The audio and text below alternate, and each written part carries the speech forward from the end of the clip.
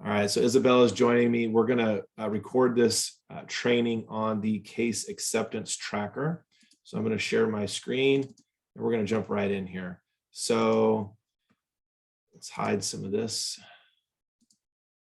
Perfect. So the case acceptance tracker, Isabella, is just built on a couple of things. One, we want to know how well we're doing at presenting dentistry, obviously case size wise, and we want to know how well we're getting as far as people scheduling. And when they don't schedule, we have a follow-up column. So I'm going to go through all this and explain all that means and how to do this. Oftentimes people will say to me, oh, we have good case acceptance like 85%. Well, 85% of what is really what we're talking about. And I don't think they understand that it's 85% of something. So because if you got 85% case acceptance of $1,000 that you present, you probably are going to have, good case acceptance rate. As the case size increases, something's going to change. So what we actually track are a few measurements. First of all, we want at least 80%. This is what you probably want to write down here. We want 80% of the people, this is number of people, scheduling something. So in this practice on this month, they had 28 patients they presented to, 13 new patients, 15 existing patients for a total of 28 patients. They presented 28 of them and 25 of them scheduled. They were north of the 80% minimum. Okay, so they're scheduling something. We don't know of what. Well, what are they scheduling? Well, to that, we presented in this practice $79,000 worth of dentistry. And our goal is to make sure that they schedule at least 60% of the dollars. So they did really well in this example. Okay. So what our goal is to figure out, how do we get to these numbers? What you're going to help me with in the practice, how do we understand what this is? Now, again, if I saw 95% of dollars, I might go over here, well, the case dollar amount is too low. That might be why. We're not ideal treatment planning. We're running into issues. We don't have enough large cases, right? So in this example, I've highlighted in yellow the large cases that we would look at, okay? Now, how you get there is, I don't actually worry about, in a small practice, I worry about what team member this is. So, but TM just means, hey, which team member was doing this, their initials or whatever. Not worried about that for your practice, being a small practice, it's okay. What you would decipher, and you'd never fill out both of these columns, but you'd go back and forth, okay? And you can see they'd be on the same date because they presented to 2 new patients on July 1st, and they presented to 2 existing patients on July 1st. Okay. That's why they're in 2 different columns there. You'd put their name in here, obviously. I've hidden it just for privacy reasons. Right. And now in a larger practice, you might put the doctor's name. You might put hygiene here, right? You might put, in this case, they put a substitute hygienist in here. So if you had some issues, if you saw is there, well, who saw this patient? You can come over and see them. Who saw them? This means transferred by, brought out of the room. Okay. That makes sense so far? Yeah, it does. Okay. Then just a basic, being a pros office, you just put, crown and bridge, you put implants, you put full case, whatever, it doesn't matter. Okay. All right. So just a general direction for you. You're going to have an unscheduled appointment in your dental software. You guys have Easy Dental, if I remember. Yes, we do. Yeah. So you'll create the appointment. You'll put in this. I don't know if you put in the whole 6,000, if that makes sense. If that's one visit, you'll get it set up. And if they're not scheduling, you'll hit wait, we'll call. You'll save that appointment to their record, but it won't actually be scheduled. Okay. Okay. In Open Dental, it's side booking, and in Dentrix, it's wait, we'll call. In Eaglesoft, it's tickler file, things like that, where they have the appointment, it just may not be scheduled. And if that's the case down here, we'll talk about that if they don't actually schedule. Okay. So, I have a question. Yeah. Right now, the way that we're tracking our new patients basically is let me get the paper. We have a old, basically paper chart, but it has the flow of their next appointments and things. Yes. And get scheduled.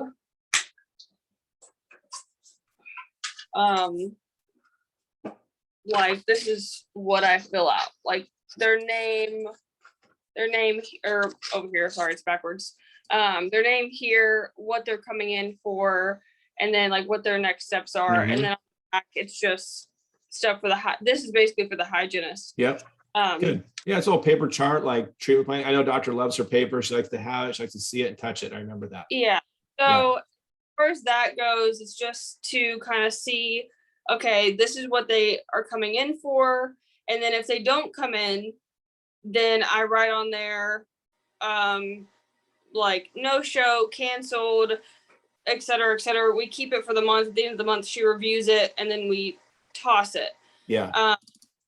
So she can just see what was going on throughout the month. So when we have these new patient appointments, we don't, like, if they don't show up and we call them and we say like, hey, are you okay? Can we get you rescheduled? If they don't reschedule, then we just totally remove them out of our system. Like, it's not a wait roll call thing. Or if they say, hey, I'll give you a call back, we can't physically wait roll call them until we put them in our system with all their paperwork. I gotcha.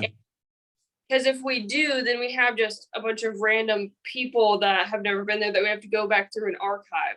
So what I do in that situation with Dentrix and Easy Dental is I still put them in my software, because here's the deal. This patient might call me back someday and I want to have history of what they've done. Okay. So I actually put them in the software in the family file section where you put like name and address and everything, but I put them as a non-patient until the day they come in. Okay. So they're actually registered. They actually have a real appointment, and I keep notes in that actual new patient appointment. And if they cancel, I break the appointment and it goes into the unscheduled appointment list, but as a non-patient. So now when I run reports and stuff, I won't see them. If I ask, the software, how many active patients do I have? I won't see them. And then that way, if that patient comes back and they try to schedule they say they call back in a year or whatever, and I've forgotten their name, but I go to put them in, software is going to go, hey, wait a second, you already have somebody like this in here. Now I need to go look at it and go, well, this person, they burned us one time. Right. Yeah. And then your notes, let's say they do come in and we do present dentistry, but they don't schedule. This is where you put your notes for follow-up on that. This person was saying no to scaling root planning, right? So we created the appointments to see the hygienist for scaling root planning in the software. We copied this note into the software. And that way we're out also showing record that we made this recommendation. They chose no. So if they ever come back to us and say, wow, why am I losing my teeth? You guys have done a horrible job. I've got record of all of those things. Make sense? Right. Because there have been a few times where new patients will call back and they say, hey, 3 months ago, I had a consultation with you guys scheduled and I had to cancel it for X, Y, and Z. And I'm like, okay, great. We can get you rescheduled. Let me pull you up in our system. And I'm like, oh, well, we didn't actually have you active in our system. So when we deleted that appointment, when you I have to go back through. Oh, I'm sorry. What did you consultation for? Exactly. Give me the feel again that you gave me 3 months. It's probably a very small percentage what you and I are talking about here, but I think it is important. I think it's important to keep your notes on everything you did. You never know what's going to come back to you. Right. And so I think what doctor's thinking is I don't want to have a patient in my software that isn't a patient. So just don't make them a patient in your software, but register them. Yeah. Put them in as a non-patient. I agree. Okay. So you'll put in if they were the date, if they were a new patient, or the date, if they're an existing patient, their name, who they saw, doctor or hygiene, basic treatment, just abbreviation, and then the dollar amount we treatment plan. So how you do this is you're always working probably a day later or live. You're either doing it as you go or you're looking back at yesterday. Okay. So if you look back at yesterday, in some softwares, you'll just right click on them and look at other appointments like in Dentrix, and you'll see, it'll say, here's what we treatment planned yesterday's date. And it'll say like scheduled or unscheduled, they have an appointment. And you can just look at their treatment plan that you scanned in. You can see what the total value is. You can go to the next appointment they have and put in what they actually scheduled. That's the value of what they scheduled. So if they have a very large treatment plan and it's not implants, it's a bunch of fillings and crowns, then they might not schedule all of it. They might schedule phase 1, and that's what we're going to put in there. Even though they've accepted all of it, we're putting what they actually scheduled at presentation. Okay. That makes a lot of sense. Yeah. And then once you put the date, so let's say they don't schedule, you'd put no date in here. They didn't schedule for the night guard, and there's no dollar amount. You don't put, because if I put a 0 in here, watch this number, it is 25. I put a 0 here, it changes it to 26 and improves my percentage. No, they didn't schedule anything. You just leave it blank, just like that. Okay. Okay. Now we're getting a healthy percentage. And what you're doing is every month, see, this one said she's going to call back, right? She ended up scheduling. They went back just 2 days later, they got it scheduled, right? Okay. July 2nd, she came in. She's like, well, if I can get it in before I go, I'll come in. Well, they called her that day. They obviously had an opening and they got her in. Okay. So she was a blank before. They had this note, then they went back and filled it back in. They're like, it was the next day, we're counting it. Yeah. Yeah. So it happens. And so you'll probably track it. You guys see a lot of new patients for a lot of big treatment. So you're going to have a lot put in the new patient exam side. Okay. And you're going to have some on the hygiene side. That's fine. Give the team some feedback on this. Ask them questions. How are we doing with this? Where's the follow-up on this? Who's doing this? This follow-up column right here, the note that you put in here should be copy and pasted into your appointment that you're going to follow up with the patient on. So that way you're going back and forth. You keep adding these notes. You just keep coming in here. You just type more notes right in here. You just keep typing it. Okay. Okay. All right. Perfect.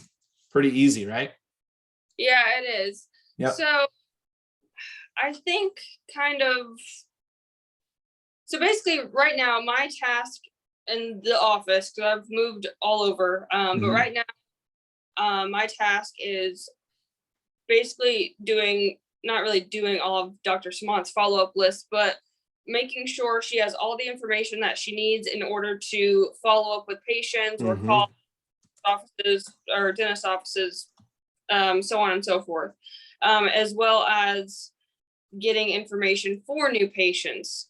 As far as this goes, I mean, I guess now it is mine, but Kelly is more so like the treatment plan and stuff like my screen just went black. So the end goal, what is this for? Like, I mean, that might be a dumb.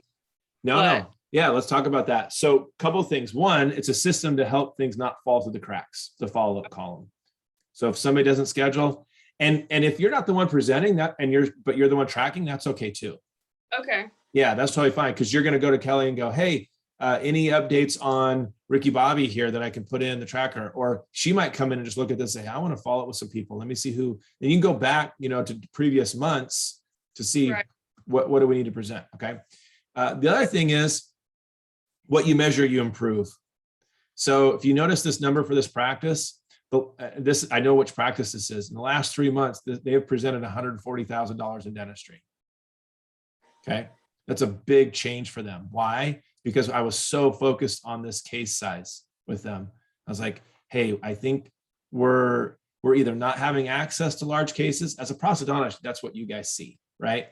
So we need to get a baseline for this for you. And then how are we doing with it? Are we doing good with it?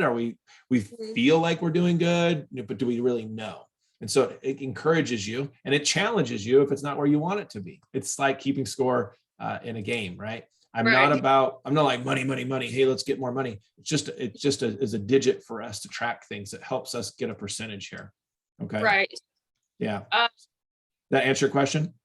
Yes, it does. And you've probably already told me this too, but I think I've listened to a lot, and I probably already have it written down here as well, but I just want to ask you again. That right there above Phil, the 2814, what is that number? This right here, good question. This is the average of this 78,000 divided by 28 patients, meaning what's the average case size we presented? So if I highlight all these, it starts to give you an average, we're at 3,000. So this is when a patient comes in, what's our average case size? What's the value of treatment we typically propose? And then this number over here, that's 2814, the average we actually accept. It just averages the dollar amount we scheduled by the number of people who schedule. So of the people who scheduled, this was the average amount they scheduled. and then the presentation. So what happened in this case was the smaller cases didn't say yes, 595, right here. The bigger Right. cases said yes, 10,000. So that's why these are flip-flop. Typically, you don't see that. Yeah, that's pretty crazy. Yeah, they did good on their large cases. They didn't do great on their smaller cases. The route planning didn't schedule, the night guard didn't schedule. Okay.